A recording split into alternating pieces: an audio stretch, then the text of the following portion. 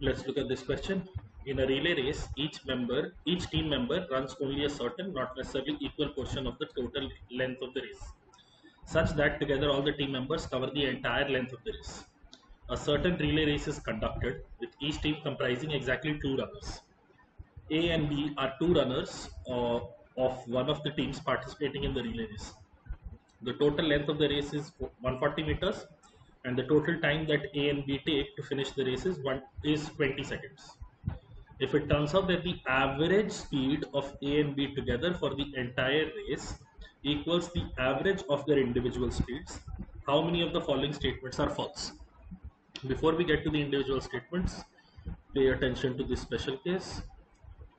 Uh, if the average speed is equal to average of individual speeds, that is a trigger. Time taken by both the speeds will be equal, which means if the average speed here is 140 by 20, which is equal to 7 meter per second, which has to be the average of speeds of average of individual speeds. This is only possible whatever individual speed A into whatever time t plus b into whatever time t they are running for. Now we know a plus b into t, this should be equal to 140, and I know a plus b by 2 is equal to 7, so a plus b should be 14. 14t is equal to 140, or individually both the runners who are involved in the storyline should have run for 10 seconds. Both the runners should have run for 10 seconds regardless of whatever is the individual speed mentioned of the people.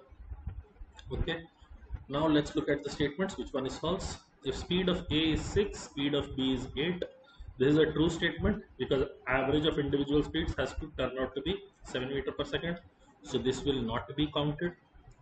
If B speed is more than 8 meter per second, A runs for less than 12 seconds. Understand that this portion is irrelevant for us. A runs for less than 12 seconds is true because A has to run for 10 seconds, precisely 10 seconds.